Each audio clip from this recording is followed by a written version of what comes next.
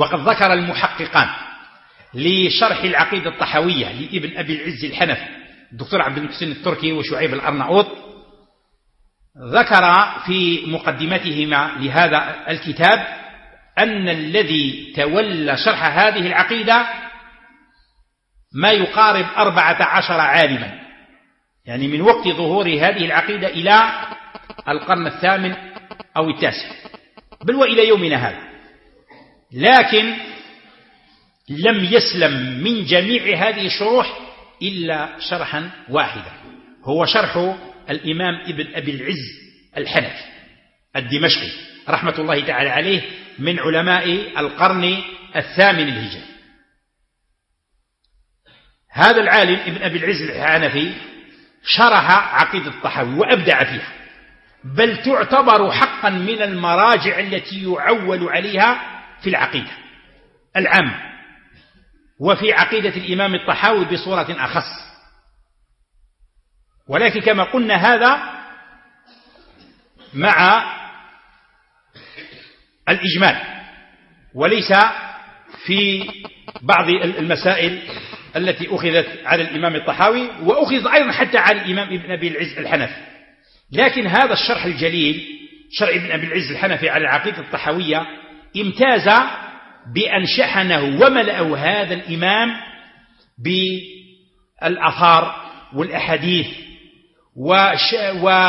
واستشهد كثيرا بكلام شيخ الإسلام ابن تيمية وتلميذه ابن القيم رحمة الله تعالى عليهما، فترى في هذا الكتاب كلاما مطولا كثيرا يأخذه هذا الإمام ابن أبي العز الحنفي ووضعه في هذا الكتاب. فهذا الشرح هو من الشروح الجليلة التي ينبغي لطالب العلم أن يقرأ فيه، فإنه يستفيد منه إفادة عظيمة، حتى إنه يعين في الوعظ وفي الإرشاد وحتى في المذاكرة. وهذا الكتاب أو هذا الشرح لما كان بمثل هذا القدر وهذه المكانة تولى تحقيقه نخبة من العلماء، حتى أن الشيخ الألباني رحمه الله له عليه تعليق وتحقيق، وإن كان قصيرا لكنه في غاية الإفادة. الإمام أو العلامة أحمد شاكر رحمه الله إمام الحديث في زمانه أيضا اعتنى بهذا الكتاب، يعني بشرح الطحاوية لابن أبي العز الحنفي، وذكر له مقدمة وعلق عليه في بعض المواضع وحقق بعض الأحاديث والآثار التي فيه. وكذلك شعيب الأرناؤوط كان له جهد في تخريج أحاديث هذا الكتاب، يعني شرح العقيدة الطحاوية لابن أبي العز الحنفي. لكن من العلماء المعاصرين ومن المشايخ والدعاة والأئمة الذين تولوا شرح هذه العقيدة فهم كثر ولا يمكن أن أحصي عددهم. والذي في علمي أن بعض المشايخ الذين تولوا تدريس هذا المتن لا سيما في أرض الحجاز منهم الشيخ صالح الفوزان حفظه الله، الشيخ عبد العزيز الراجحي له شرح على العقيدة الطحاوية.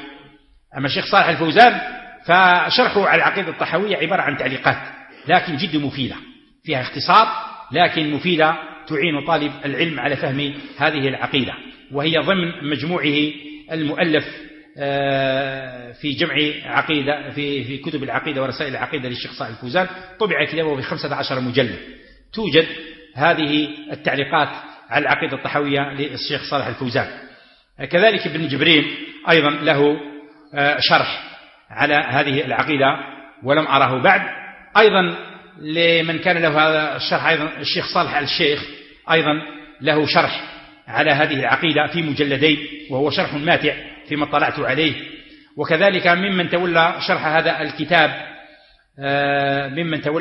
هذا الكتاب الشيخ عبد الرحمن البراك حفظه الله، وهو في العقيدة صاحب تخصص، وكتابه هذا أيضا مفيد جدا لطالب العلم لمن أراد أن يطلع على هذا الكتاب.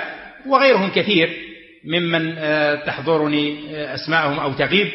وعلى كل فهذا المتن في الحقيقة متن يوصى بحفظه وبمعرفة ما جاء فيه من شروح أهل العلم، والذي نسأل الله تبارك وتعالى أن يوفقنا وإياكم لدراسته ومدارسته والاستفادة مما كتبه العلماء وسطروه فيه من الفوائد العلمية ومسائل الاعتقاد التي ينبغي على المسلم أن يعرفها وأن يعلمها وأن يبلغها وأن يدعو الناس إليها، لأنه كما قلنا العقيدة هي أساس الدين، ومن سلمت وصحت له العقيدة سلم له دينه وسلم عقله من الخلل والاضطراب.